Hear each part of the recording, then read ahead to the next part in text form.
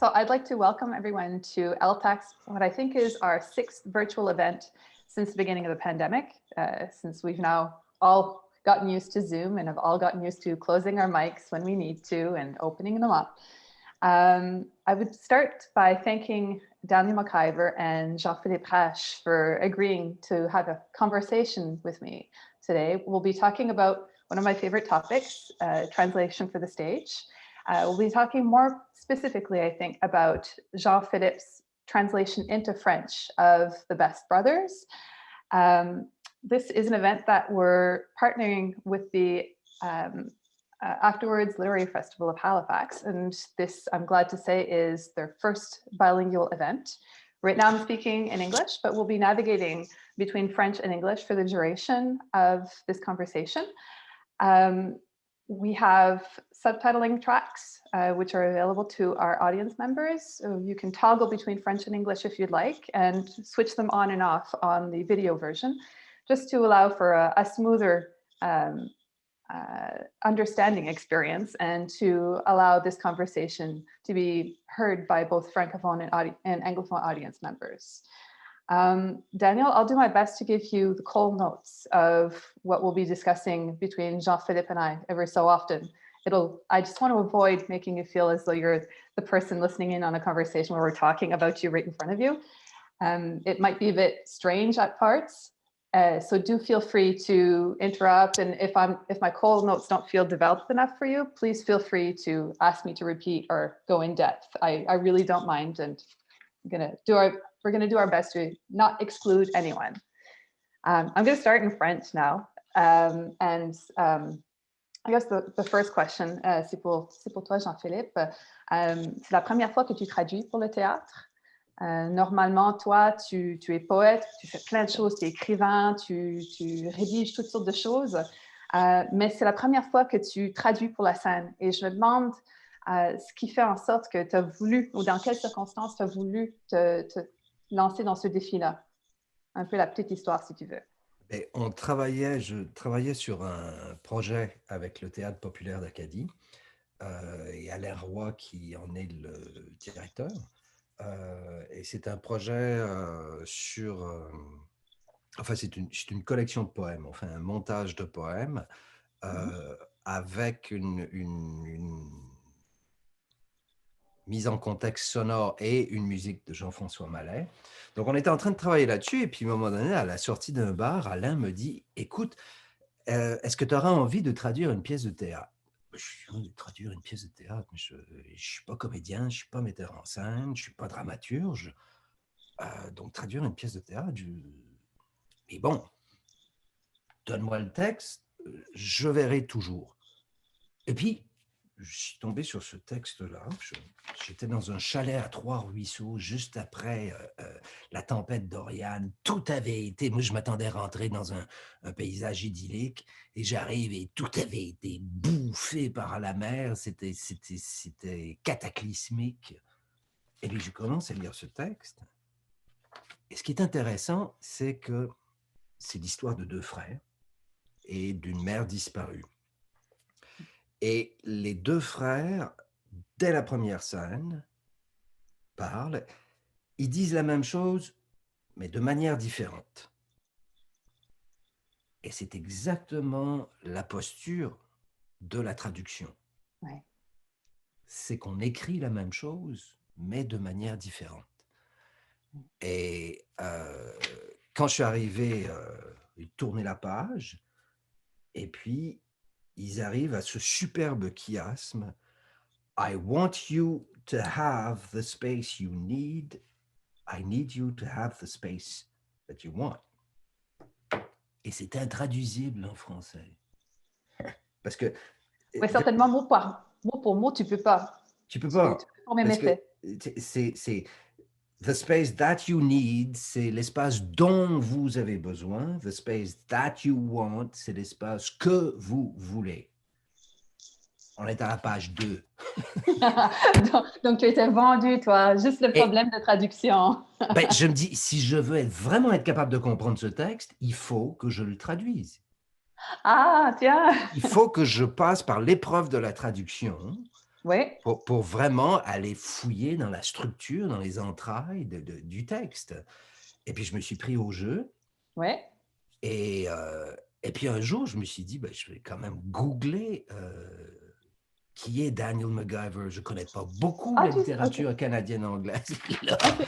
là, j'étais rendu à peu près à la page 40 et j'ai dit non, non, non, non, non, non, non, j'arrête, c'est pas possible, je peux Oui, pas. parce que c'est une grande figure du théâtre canadien anglais quand même. Donc, je m'en voulais de ne pas le savoir, puis je m'en voulais d'avoir accepté de traduire cette pièce sans le savoir. Donc, j'ai passé une semaine d'anxiété totale à me dire non, non, Oh, j'arrête, j'arrête. Et puis, à un moment donné, je me suis dit, ben, j'ai commencé, il faut que j'aille jusqu'au bout.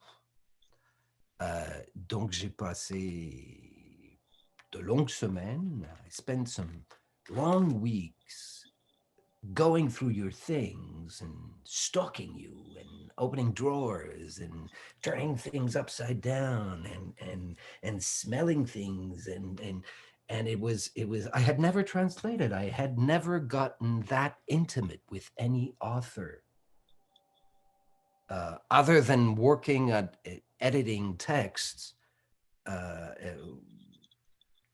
comme directeur éditorial en poésie. Mais là, les gens savent, ils sont face à nous. I was doing that without ever having met the author.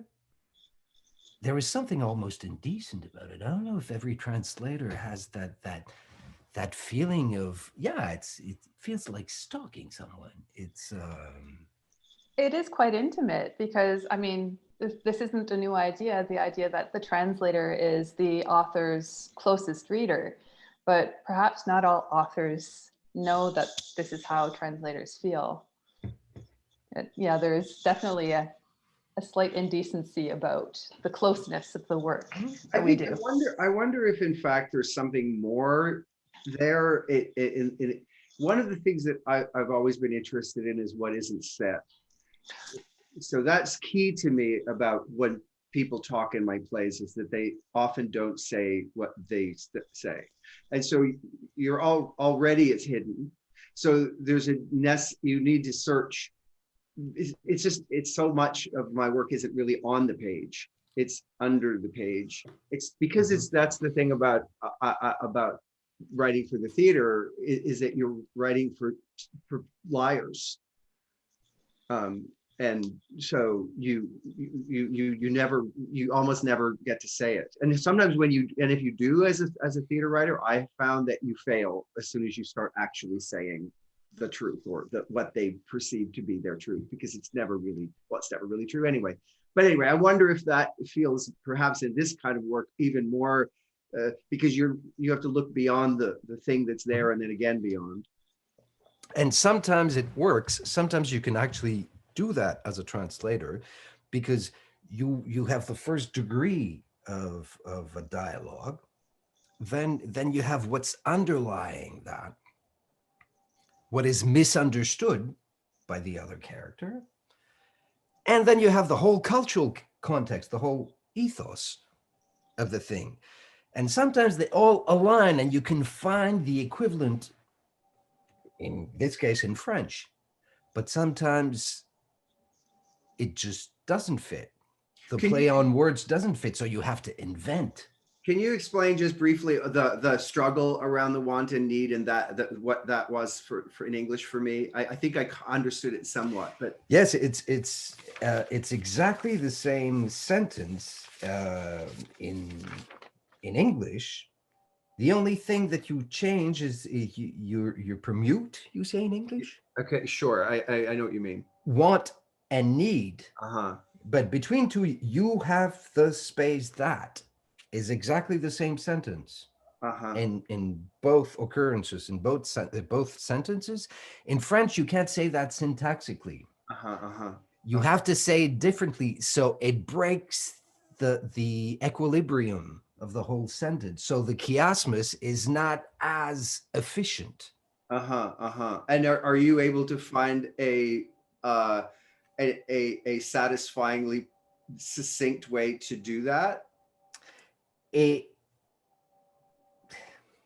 No.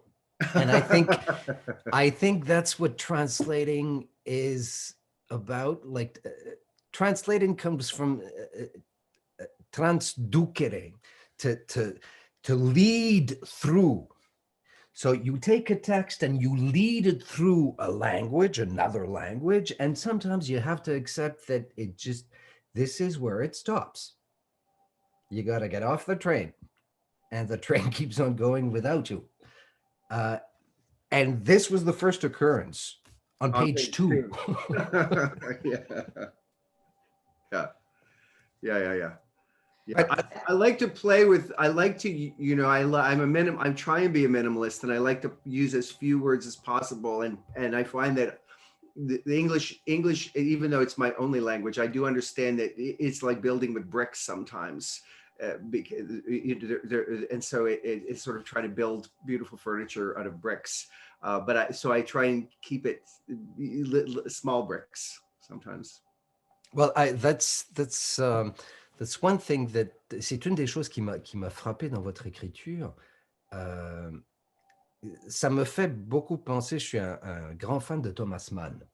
Of course, I've never read Thomas Mann in German. I read it in a translation, but you know, I trust the translator. It reminds me of Borges. It reminds me of Marguerite Yourcenar. These writers that write with very few words. Racine does that for the theater in French classical theater. Nothing is complicated. No word. There is no complicated word other than when you choose one and you define it. So la langue est dépouillée. Et c'est là où la langue est plus belle. C'est là où elle est absolument superbe. It is the naked body of the language. That's how you write. So when there's a double entendre, when there's an underlying meaning, when there is a misunderstanding, it becomes very powerful. Because it's not an extremely complicated sentence with very long words. And when you start translating it, you realize how, though it seems very simple, it is very complicated to write simple. Mm-hmm. And I found that absolutely fascinating.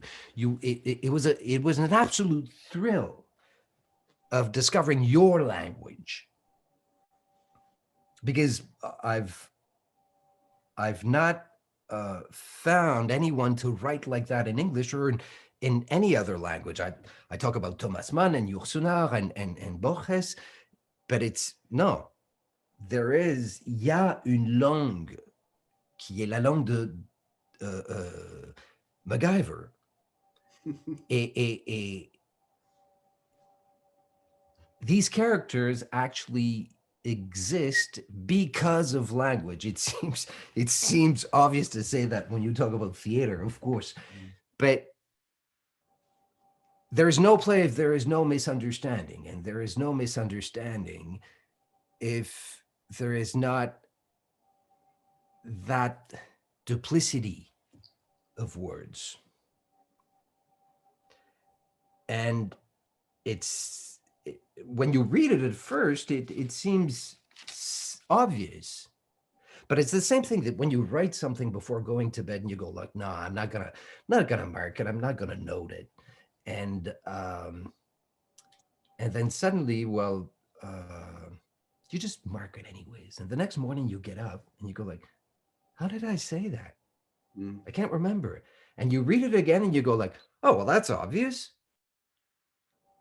It's only obvious when you read it. But once you've forgotten it, there's no way you can remember it. And that simplicity, that nakedness you have in The Best Brothers. And I find that absolutely fascinating. It's really like hauling through that text through another language. I think in a kind of line of questioning or reading that it's close to what Jean-Philippe was talking about, Daniel.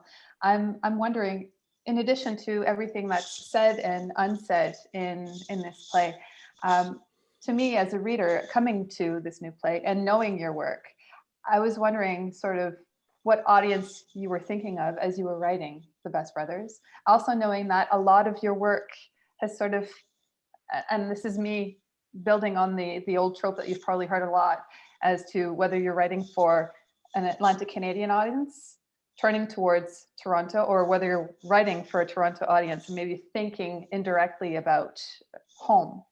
I guess, yeah, my question to you is, who were you thinking of in terms of audiences as you were writing this play? Well, interestingly, of all, I'm thinking that it might be, for many years I had my own theater company and I wrote for the company and we toured. And then I worked at Tarragon in Toronto and was writing for them somewhat too. And The Best Brothers was, I think, one of the only plays I've ever written on commission, which was for the Stratford Festival, which is where it premiered. So I did have a somewhat of a sense of who they were. They were white and middle class and over 50. And so I was conscious of trying to insert some sort of non-heteronormative vibe in it for them specifically, in terms of, for example, one small moment deep in sort of the whole structure. If you could look at it to say that on one level, the play is about a brother becoming all right with his brother dating a sex worker, which would be a huge deal for an audience at Stratford to even consider such a thing. So I guess I was, and that energy I feel is my East Coast energy, is that kind of somewhat socially pugnacious, kind of pushing the line a little bit. And the Upper Canadian thing is this more Protestant stage thing, and so I'm pushing against that. But I think it's in the shell of an Upper Canadian Protestant vibe with this with a gritty Catholic East Coaster kind of in the middle of it all.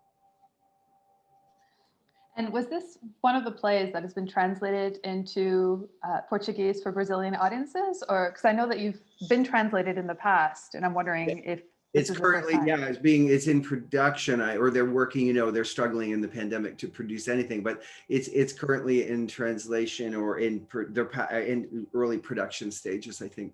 So there's something about, I've been to Brazil and been feted there for some other shows, and it's been very interesting. They're big in Japan. I'm big in Brazil. I don't know why, but that's a thing. So yeah, I think it's maybe my fourth or fifth play, in the most recent that's being.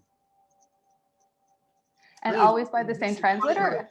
It feels that it exists successfully in translation, this work, and I don't know why. Yeah, well, maybe there's something, because I mean, Jean-Philippe has clearly been seduced about some of the difficulties of language in this, right? So I'm wondering if this is also at play with other translators. Yeah, maybe. I think that it's simple and complex. But I think that the language, so maybe that I've never really considered it that in language wise, but I think thematically and character wise, it's certainly simple but complex. And I mean, the fact that it's being staged in Toronto, or not staged, but set in Toronto, I suppose, would not impede the universality of it, obviously. No, and Toronto, I think is certainly represents that city that's growing, that's bursting with development beyond maybe its ability to sustain it, which is pretty familiar for everyone in a city. But Moncton, I don't know how. I don't know Moncton that well, so I don't know how it's. Certainly, I'm in Sydney in Cape Breton, and that's not bursting with development, which is fine by me.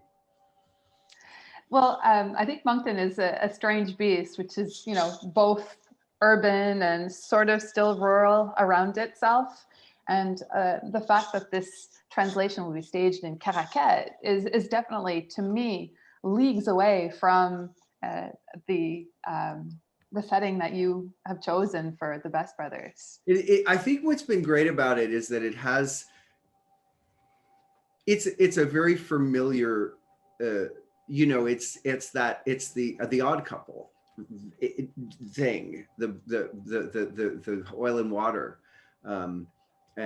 It's also dogs, which is another conversation, which is very interesting with this play. And I don't know how that relates to translation, but I find that people, if you're indifferent to dogs, you can like the play. And if you love dogs, you'll love the play. But if you hate dogs, you're going to have trouble with this play.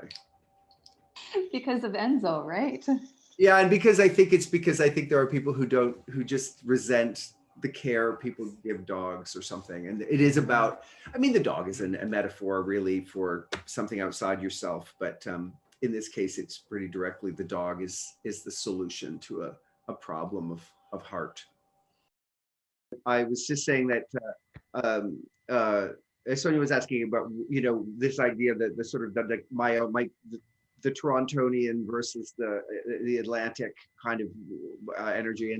And I was just saying that I was writing on commission for Stratford. So I was writing to some extent for this white middle class or a privileged class, whatever audience. But that in the midst of it, I was making sure to inject a kind of a story about, on one level, on one train of the story, as one brother accepting his brother's sex worker boyfriend with open arms, which is a radical, which would be incredible if they actually thought about what they were seeing. It's pretty radical for this audience. So that to me is the sort of pugnacious, intellectually pugnacious Catholic from the East Coast, sort of like sitting at the table with these privileged Protestants from Upper Canada.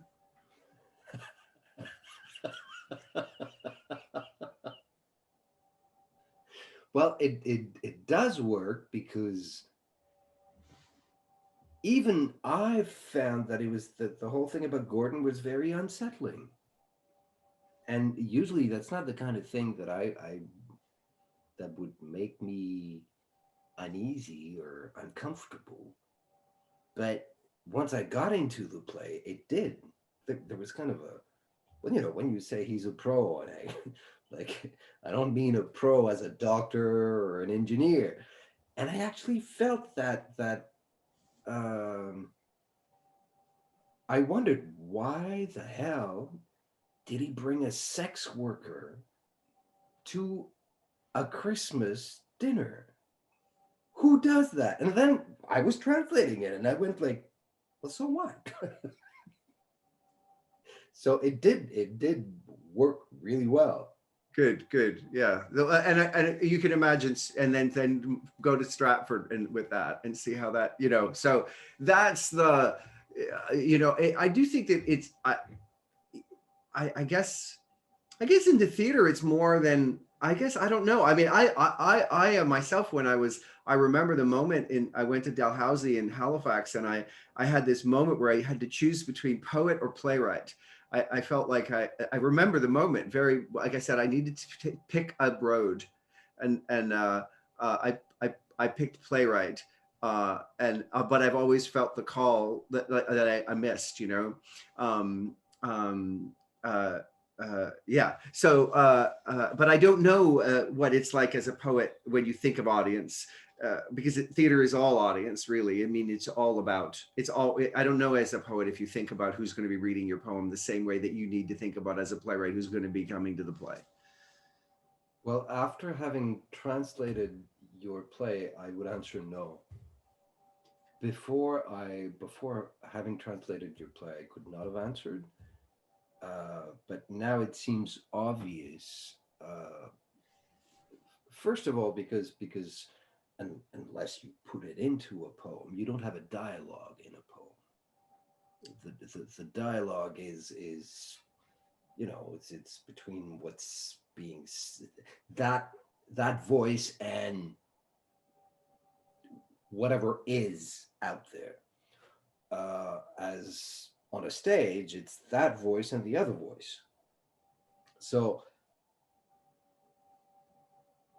there is, il y a l'attente d'une réaction du public, de réplique en réplique. Et quand on traduit, il faut s'assurer d'abord que ça se met bien en bouche, que ça se dit bien, que ça sonne bien, et que ça ne sonne pas exactement de la même manière.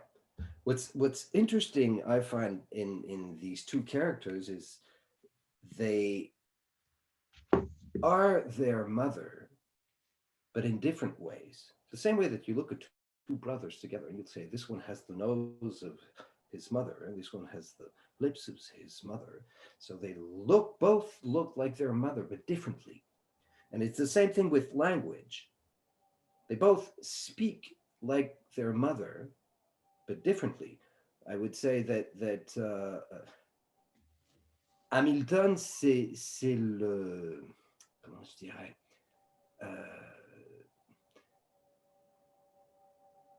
c'est la mesure frustrée, la discrétion frustrée du Ritz-Carlton à l'heure du high tea.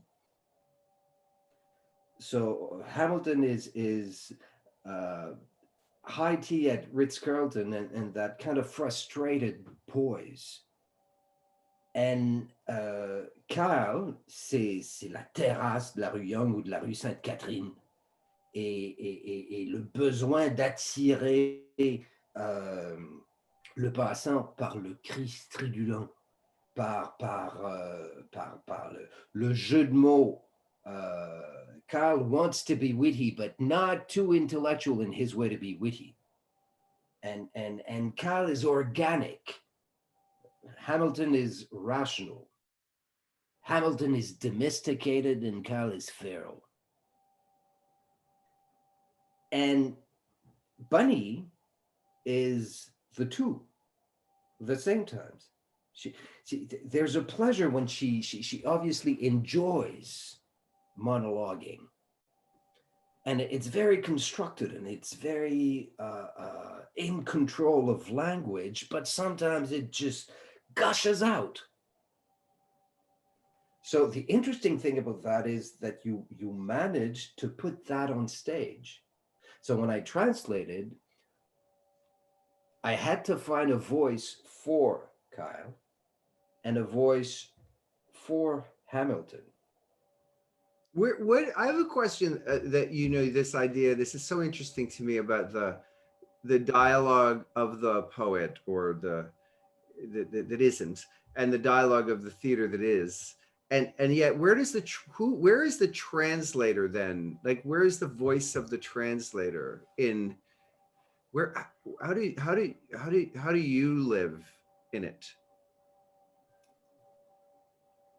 Oh, that's a good question. I'm not sure that I. What makes your translation of the Best Brothers different than someone else's French translation of the Best Brothers? It's because I translated with my language. I don't translate it into French. I translate it into my language. Right. But So I my would experience of it's I walk into it with the words I carry. Proust used to say, I think he used to say that, but if he didn't, he should have. On écrit toujours depuis le manque. One always writes from out of what is missing. And I don't know if it's like that when you write theater, but when one write, or at least when I write poetry, the word I'm looking for is not there. Yeah, when you write from what is there, that's done a lot, and it's that's why people don't like the theater, because it's so damn boring. But when you write, well, this way, but so then you exist, your voice, the translator's voice. It's just so interesting to me to understand where you get to own it. I'm not sure that you get to own it. but I'm not sure that you get to own it. I'm not sure I get to own it when I write poetry In your own either. like in Yeah, like your own poetry. I wonder if it seems like an easy thing to say, but you can actually dig into that. Am I writing poetry or am I being written by poetry? Yes, I get that. So Right, the play, I often say the play knows what it is. You just need to get out of the way of it and let it express itself and not put not put too much of your ego on it and etc. But it sounds like a similar journey. Yeah. René Char used to say les mots qui vont surgir savent des choses à propos de nous que nous ignorons d'eux. The words that are about to come know things about us that we do not know about them. They're just vibrations from the diaphragm generated by God knows what. Yeah. And it's interesting to wonder what, I mean, you know, it's a play about dogs, and dogs do, les chiens émettent des sons. They have some kind of language. But when is it in the history of our species that we started emitting sounds that were carrying the consciousness of what it was saying? That it started articulating it, that it got into the logos, and it obviously came from the body. I don't think we thought the words. I think we said the words. Sure. And when did we discover that making this sound would trick you into thinking this so I could get this? That's something dogs don't do. Dogs make the sound for the thing they want. Well, it's interesting. Margaret Atwood once told me there's this kind of firefly that actually knows how to lie. I think it's the female firefly that will imitate the blinking of a subspecies or another type of family of the fireflies. So the female firefly will imitate the type of blinking, the code Morse of that male firefly. And she's not going to mate with that male firefly. She just wants to eat him up. Right. So she will imitate the language to be able to bring that male firefly and just eats him up. It's like the cuckoo apparently will kick the eggs out of another bird's nest and then lay eggs in that bird's nest, so it will hatch the eggs so they can busy themselves with their busyness with the rest of their lives. They don't have to worry about it. Yeah. So I guess lying is not entirely owned by humans, but I do feel that the theater owns lying more than poetry. Well, I think that poetry probably has that. La poésie a cette prétention-là de dire la vérité. C'est vraiment une prétention. It's impossible to say truth. What is truth? And I think that poetry tends to try to say truth. So it's interesting. So I guess the question is like, where do you, as a translator, where do you get to lie? Aha. Well, I would use swear words. You use a lot of swear words in that play, and swear words is it's cultural. It's a cultural thing. It's an ethos in itself. And I was trying to translate, for instance, the word "geez," which probably comes from Jesus. Yes. And it's really not obvious because geez, if you walk out in the middle of in the middle of the night, you're in a back alley and somebody says, "Motherfucker," you run. If that person says, "Geez," you go up to them and you say, "How may I be of assistance?" So how do you translate "geez"? There's no equivalent in French. Mm-hmm. And last night I was going through my translation again, and your original play, and I realized that the word that I had chosen was, it did not convey geez. So I went, okay, how can I be like Sibonac, Tabarouette, all the swear words we have in French that are religious and that we transform so that they wouldn't be blasphemy, and it didn't fit. And suddenly it hit me, sirop. And I can just imagine Kyle say sirop, because cheese has something gooey. It's And what is this other word? sirop is literally syrup, Ah, but it almost sounds like ciboire, which is ciborium, which is a blasphemy. It's a swear word that we use constantly in French. And sirop is like egg white, you know, it's like cheese whiz.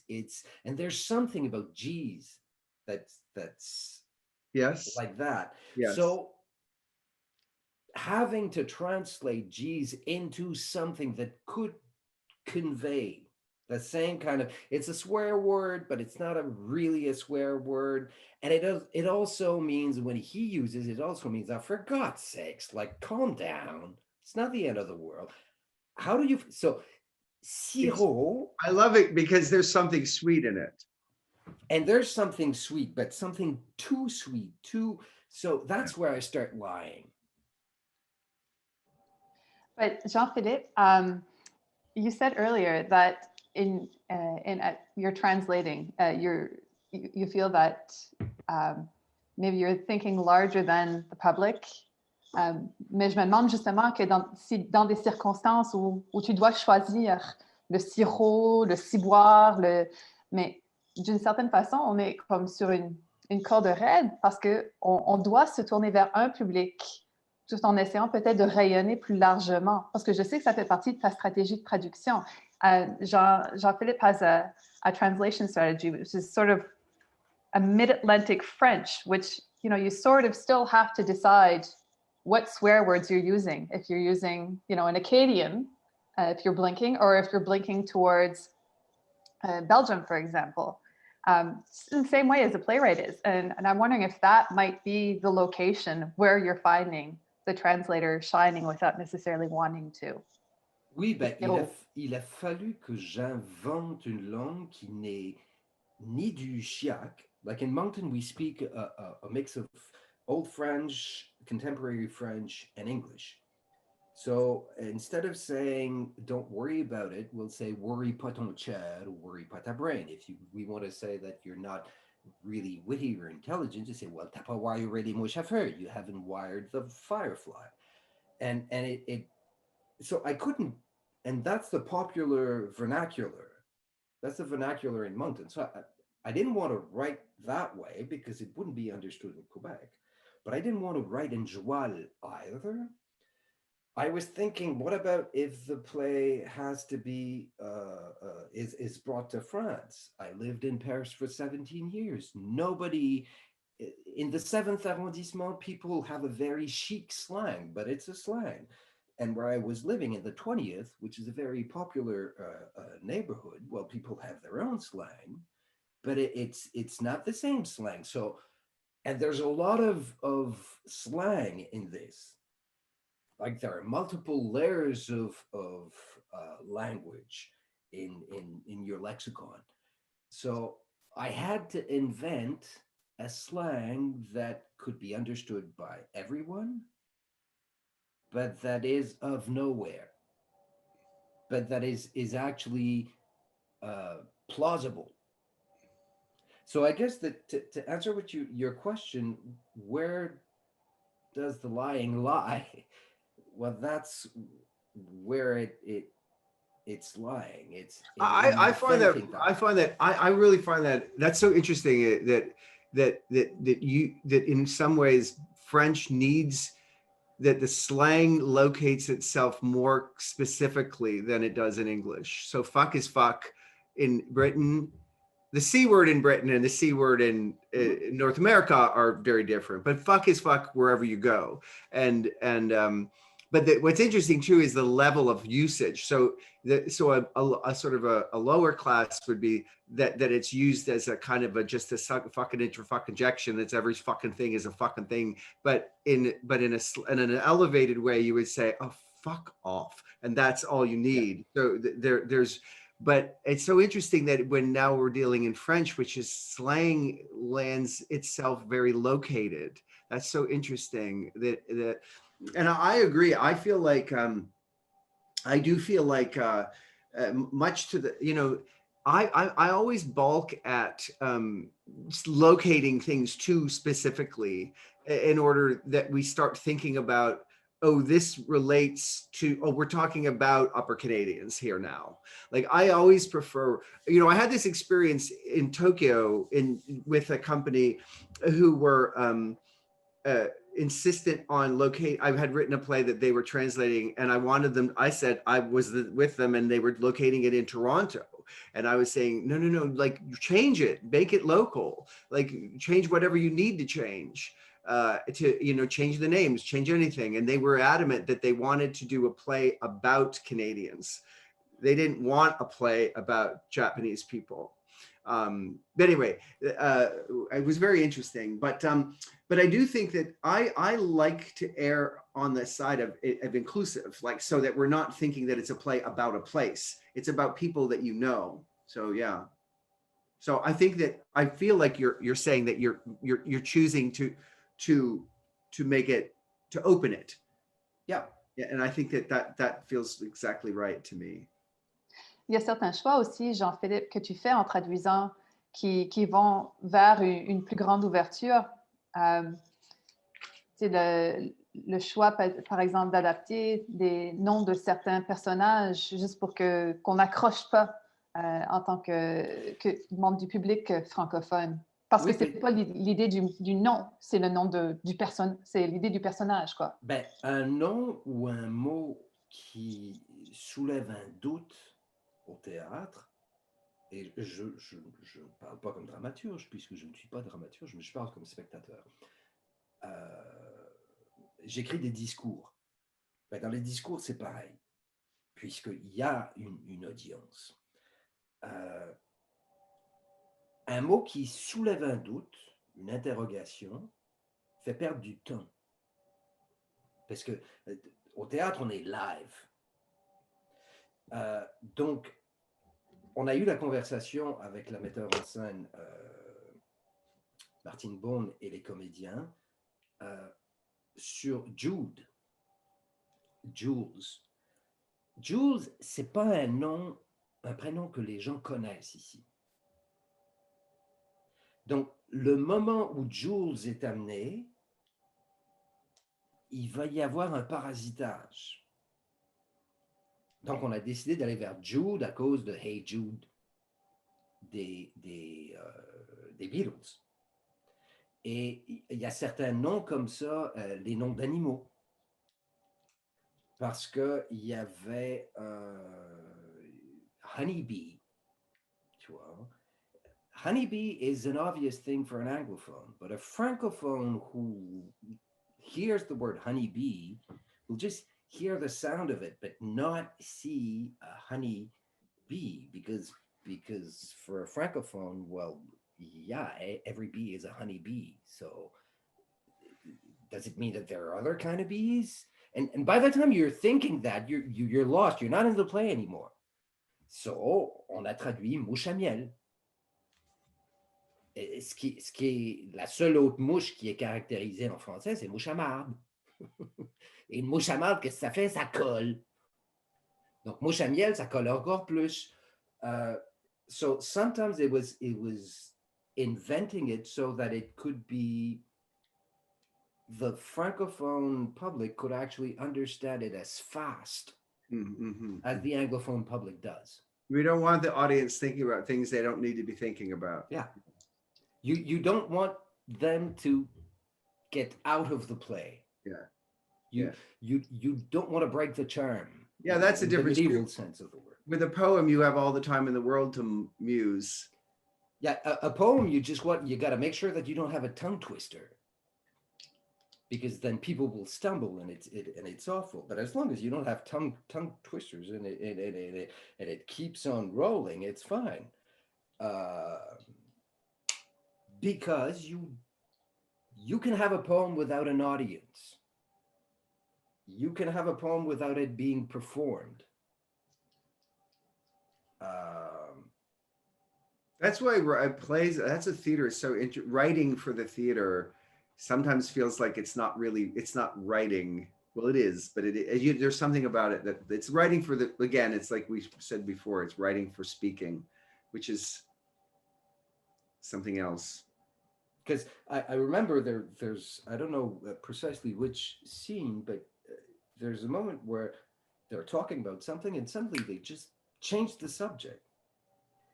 And I was looking at it and it was like, well, there's no logic there. It just, like, it doesn't flow. And then I figured out, well, no, that's how people talk all the time.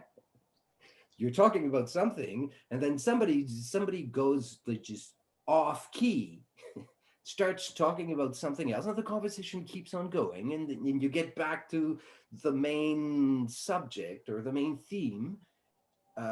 And it's something I had not thought of, because if you want the conversation to feel real on stage, well, it can't be completely paced and completely logic. It Because can't be people too don't curated. talk that way. It can't be too curated.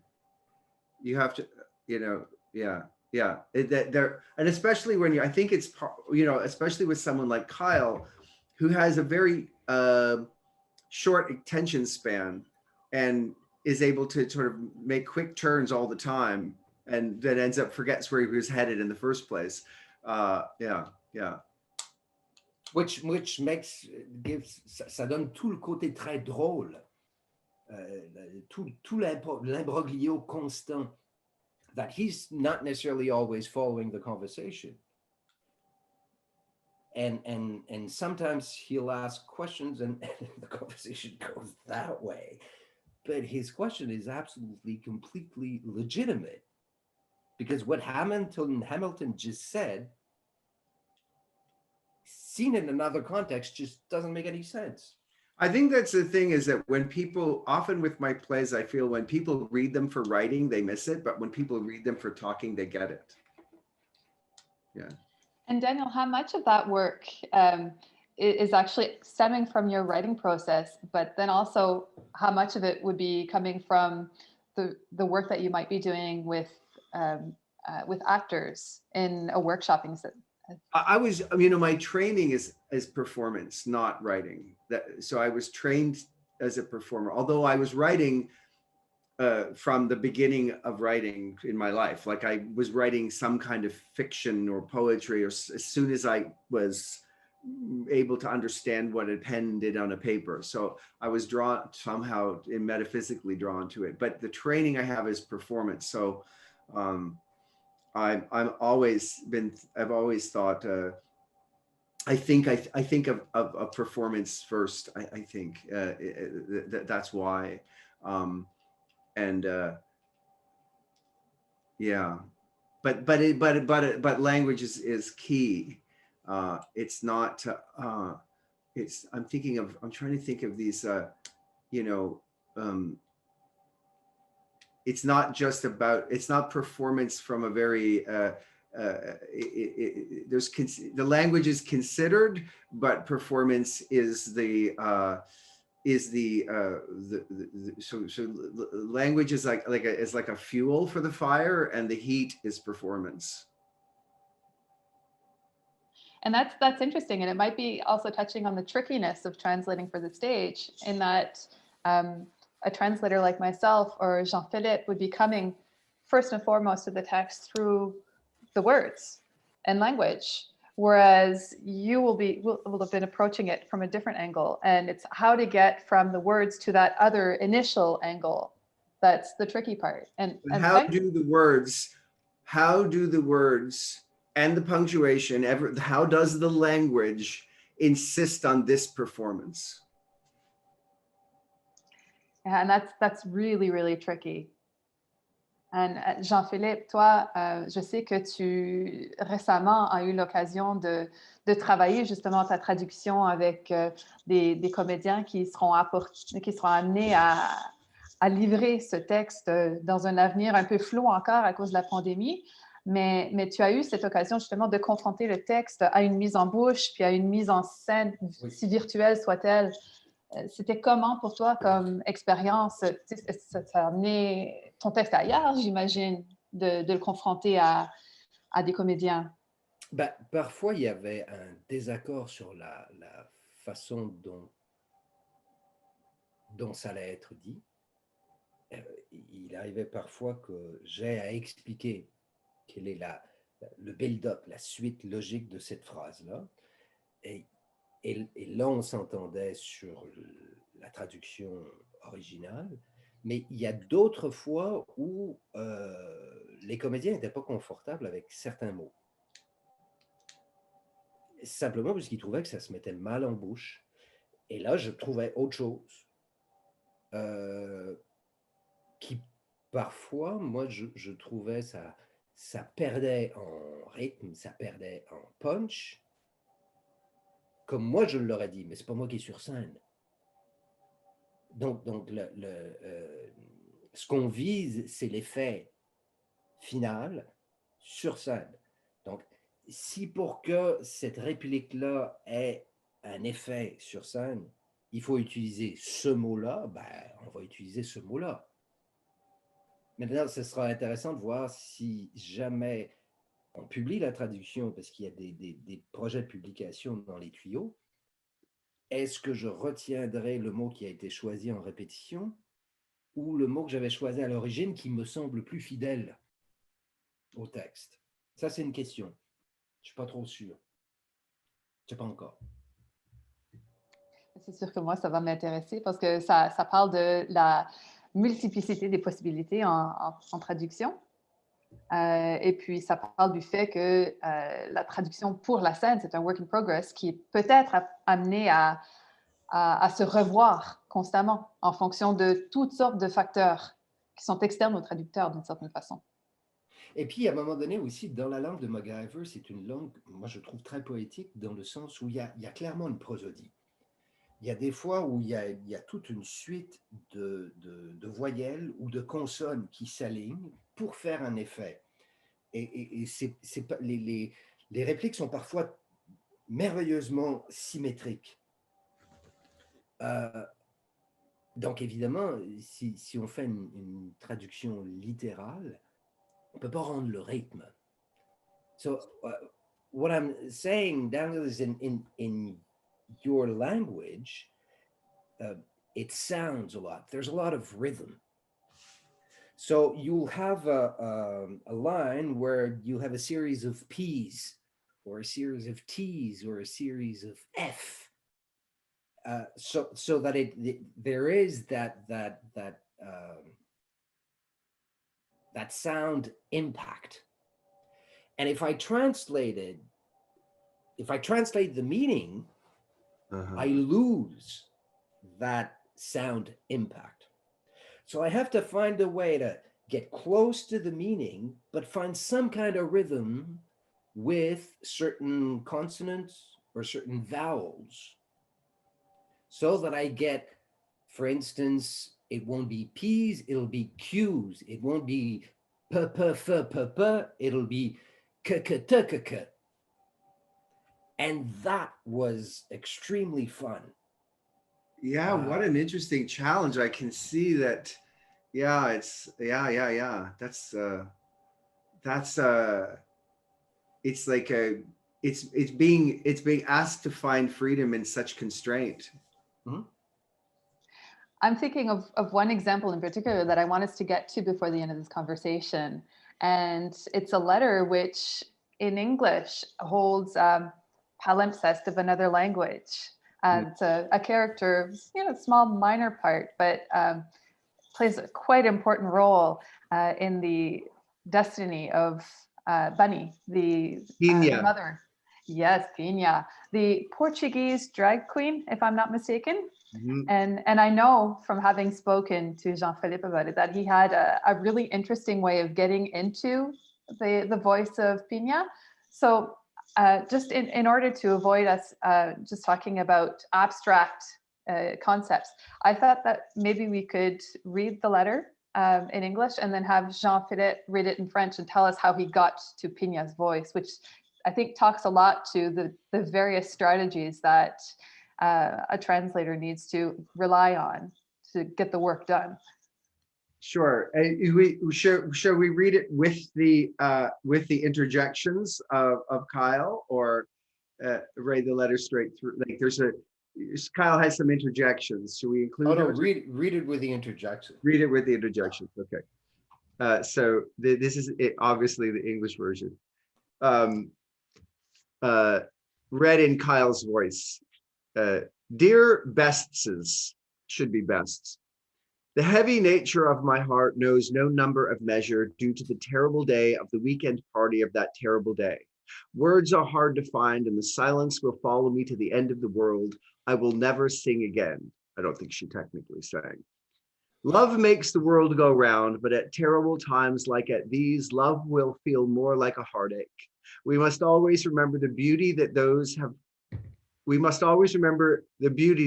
lost have brought to our lives. How I will regret always her pretty little dog who made me lean down to give it a loving smile and which made my fall begin to end the life of a mother such as yours.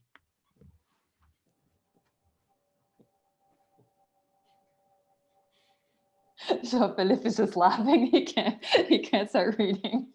When I read that, it's really interesting because I don't know why I thought Pina was Hispanophone, was Spanish. It would have been so much easier if I would have known that she's Portuguese, because I've lived for a little while in Brazil and I'm quite familiar with the Brazilian Portuguese. So what I did, I looked at it and I went like, I can't translate. I mean, you can translate syntax, English syntax into French syntax, but this is not English syntax. What do I do? So I wrote it in a standard English. Then I translated it into standard Spanish. Oh, that's great. And from that standard Spanish, I took the syntax of the Spanish and I put French words on it, so that you would have in the French translation, ça serait en français, mais pas du français. It would be in French, but it wouldn't be French. And it gave this. La pesanteur de mon cœur, elle connaît pas aucune façon d'être mesurée à cause de cette journée terrible, de la fin de semaine de cette journée terrible. Les paroles, elles sont difficiles à rencontrer. Le silence, il va me suivre jusqu'au bout du monde. Je ne vais pas retourner à chanter plus jamais. L'amour, il fait que le monde, il tourne en rond, mais dans des temps terribles comme aujourd'hui, vous sentez le mal de cœur. Faut se rappeler toujours la beauté que les morts, ils mettent quand ils viennent dans la vie à nous autres. Puis moi, je vais me repentir toujours du petit sien assez beau que je m'ai penché pour lui faire un sourire de mon cœur, et puis que j'ai tombé sur une mère morte comme la vôtre. And it works. Pina's there. She's there in French. And I had I tested it with a Spanish friend who lives in Moncton and speaks French, with sometimes these kinds of Hispanicism behind. So I read the final translation to her, and it's interesting because she noted certain things, but not others. And the ones that she didn't note, that she didn't see, those are the ones I kept.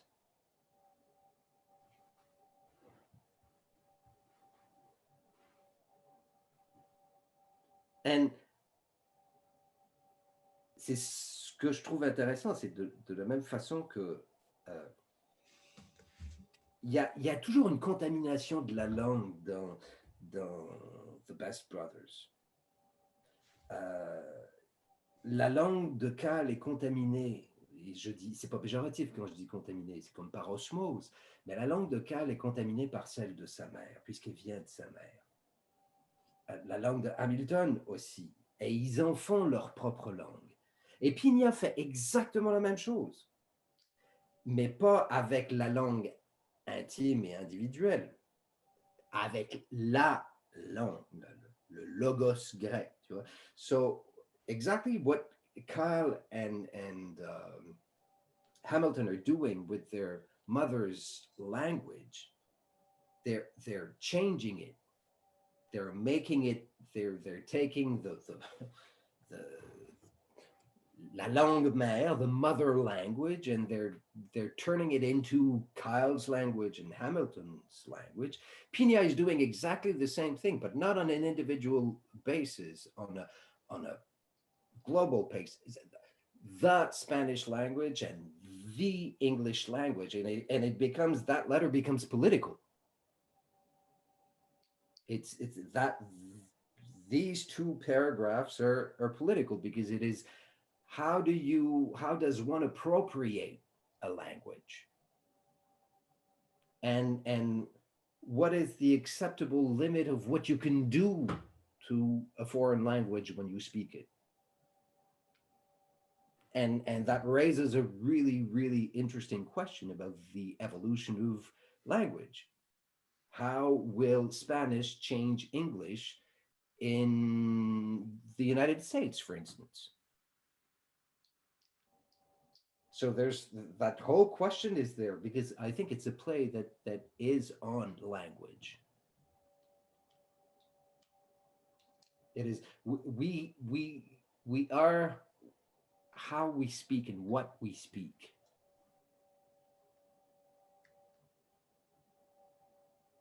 And you have it right there.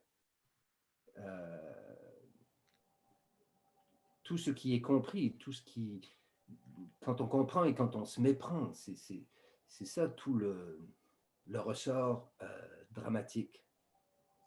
It's interesting. Is there a Hamilton or is there a Kyle with no language?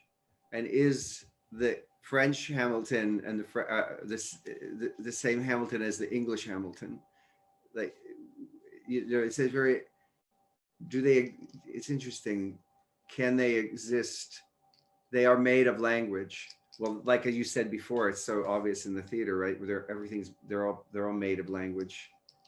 Yeah. Yes, you could say that every character on stage is made of language, of course, like you know, like a piece of a pottery vase is made of clay, but you manage to put you know, when you have a clay vase, it has some kind of I don't know how you say it in English, mais il y a une glaçure dessus. There's a varnish, and that varnish will bring out the texture of the clay. And that is precisely what you're doing with that text. It's obvious that characters on the stage are made with language, but you bring it to such a level. I don't think that Kyle or Hamilton or Bunny could actually exist. They could not be written. You could not have, this play could not be turned into a movie that would have no dialogue. It just wouldn't work. That's where that in there somewhere is where the magic resides. Yeah. I think that's where you have theater. You have theater when it can't be a poem, or it can't be a novel, or it can't be a movie. Because it's when we say you know, creating performance is really to say it's creating behavior. So how do we create behavior with sound, with words that make sound, that make that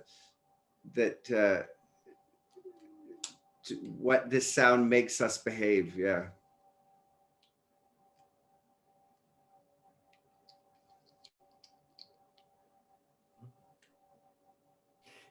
I have a question for you. Like, it's a play about perspectives. About, I mean, you know, everybody. Kyle has one way to look at what Hamilton says, and inversely. So that's what I mean when I say it's about perspective. And yeah, like this is with their mother. Which one is Bunny? Yeah. And it all starts with an ayahuasca ceremony. If you look at it chronologiquement, not how it unfolds in the play, but how it unfolds and what happened, like chronologiquement.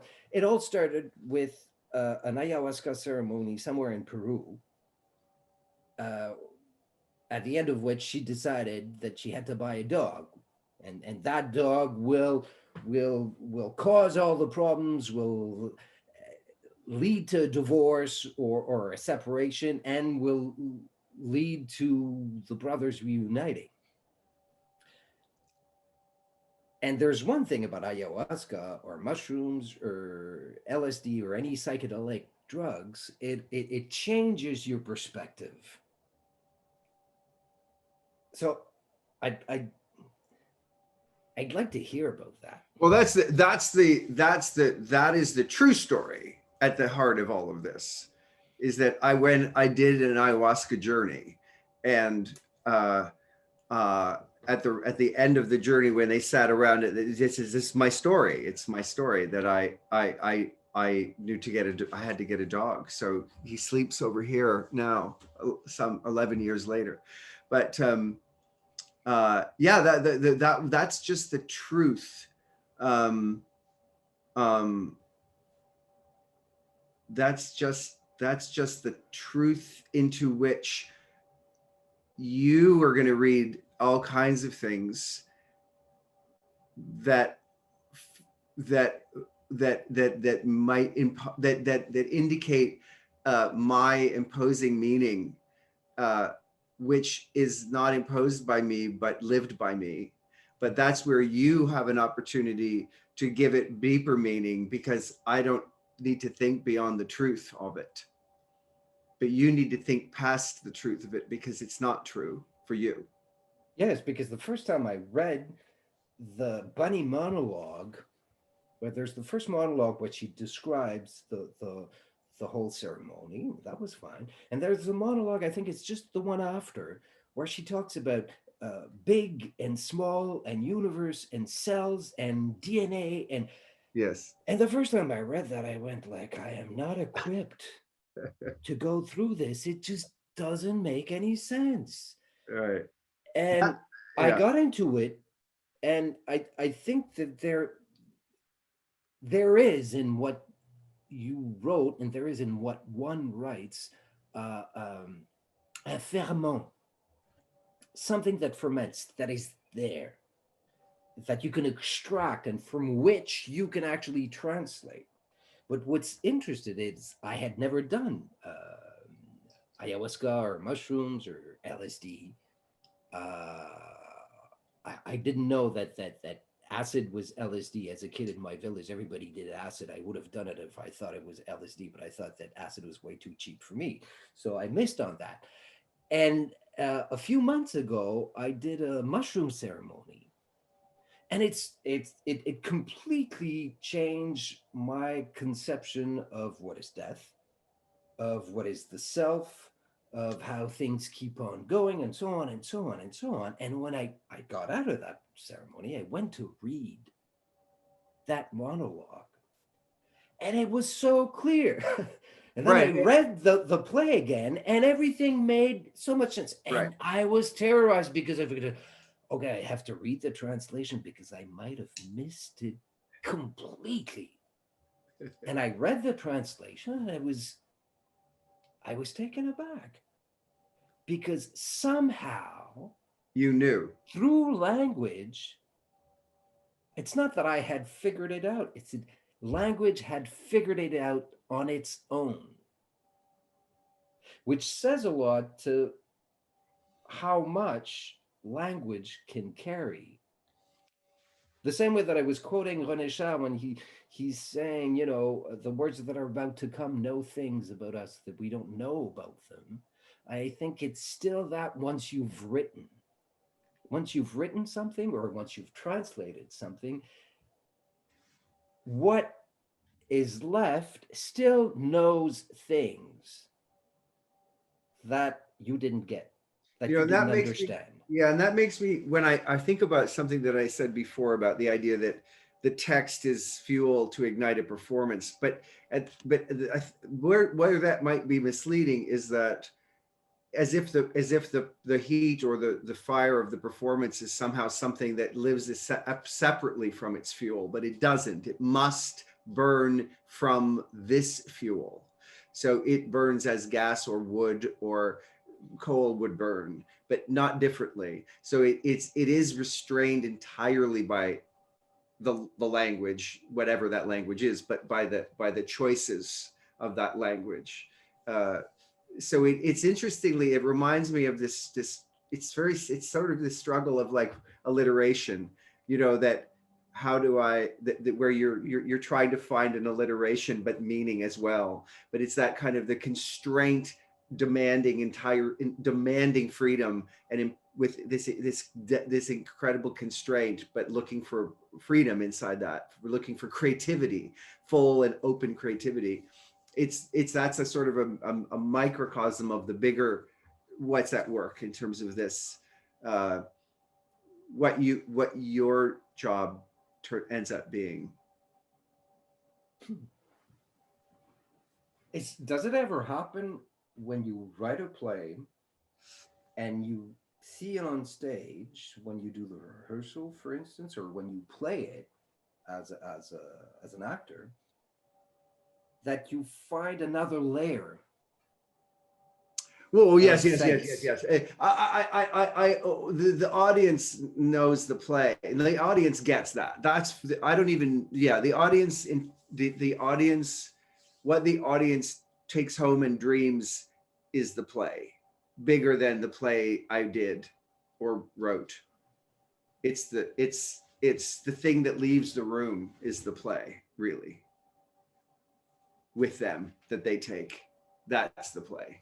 These are just the moments. This is the stuff they take away, and the play exists in, it's remembered, it's being remembered or impacted or come up or they're reminded of, or how it stays with them. When someone once said, what is it they say? I don't remember what your play was about, but I remember how I felt. Or it was like that. It's not very far from Plato's idea of, you know, the cave and concepts. It's you get the idea and you have the word. This is where I feel like theater fails for me, is when people think they need to do everything, when they do too much, when the performers do it a lot. They do too much. They need to show they've earned this place, they've earned this role, they've earned something, or they need to show their work. And in fact, that the audience is actually a creative element, because it's the thing they take that becomes the play, not the play that they watch. And that's where I think when we keep making plays for people to look at, I think we fail. But when we make plays for people to receive, then we succeed. But I suppose that's true of any poetry or, yeah. Yeah, but I don't. There is there's a word that you can't translate in French. It's reenactment. There's no translation. It's not a concept that exists. Why not, do you think? Why not?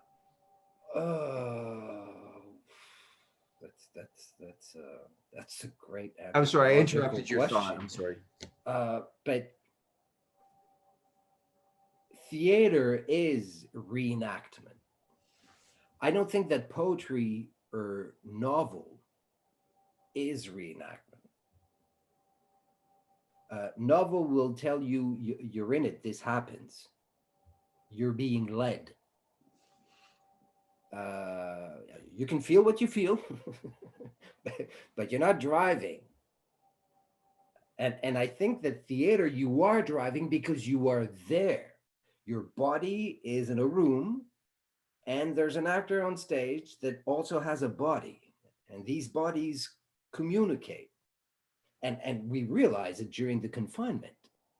We never thought that, I probably as a writer, you also like to be alone once in a while to be able to write, you know. But once we have a forced confinement, we realize that the presence, the actual presence of other bodies does change something on our moods, on our way to feel things, on our way to understand things. You know the thing I love about the theater, I think the most, in a weird way, is the discomfort it causes. Mhm. How unsettling it can be and uncomfortable, and that's what I miss about this like I've tried to do some theater this way, and that's what you can't get. You can't really make people uncomfortable. Like it's just you can't do it because we're so distracted by our not being here, by not being, but when you're in the room, we can become. And I suppose that's the thing, interestingly, when I think about this idea of the audience, that I had to be most careful of when I was writing this play for the audience I was particularly writing for, was to hide the discomfort somewhere so it wasn't right on the face of it, because they would have rejected it. Well, sometimes you go, when he says something jerk in a sandwich, Yeah. and we have a little thing after. Go translate that. Yeah.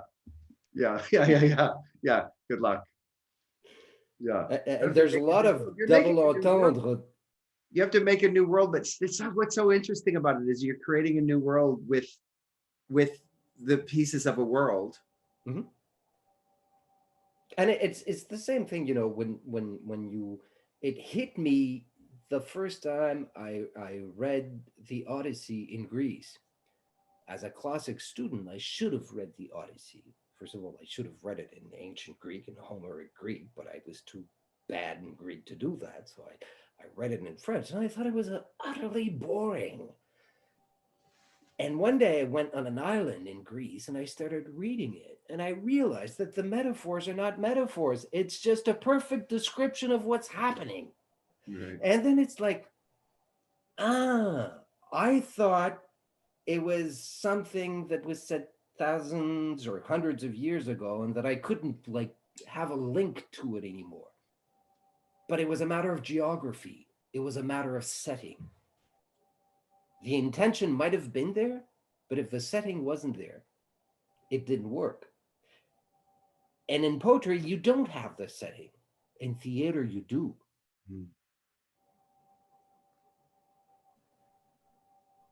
Space. I want you to have the space you need. I need you to have the space you want. I feel like I could listen to you guys for hours, and I feel as though I facilitated this space in which you can have an exchange of ideas that will probably lead to Jean-Philippe having another reading and then another reading, and a better understanding too of the things that are left unsaid between Hamilton and Kyle. And what I want to do, if I may, is we're going to have to end the recording soon. But I want you to feel free to keep using this space, because I know that Jean-Philippe has some questions, Daniel, that you might be able to help with. We're not going to go into the microcosm of I know there, I've heard some of the questions and they're super interesting. I think we'll keep them for the two of you, and I'll keep this as an invitation for you to keep talking to each other. Sure. But I do want to say that I can tell just in the gelling and the conversation between the two of you that there's something that has happened, probably through the course of Jean-Philippe having spent so much time doing the deep reading work as he translates, that I think we're privileged to have been able to see today. Well, I just got caught going through his drawers and he walked into the room, and instead of throwing me out, he was generous enough to start a conversation. So thank you. What do you think of my drawers? I said. You'll have to learn French to know that. Alors, Jean-Philippe, j'aimerais te remercier vraiment d'avoir pris le temps de parler avec nous un petit peu des dessous de ton processus de traduction. Daniel, thank you so much for being generous of your time. I've been watching and reading your theater for years, and I'm glad that Acadian audiences will be able to see it soon, hopefully, conditions permitting, thanks to a certain thing called COVID. I know that Herménégilde Chiasson has translated 2 of your plays also. So we sort of have like a trilogy of plays that are available to us now by circumstance. So I'm glad to see we'll be able to see you circulating in French. So thanks to you both for your time and for your intelligence.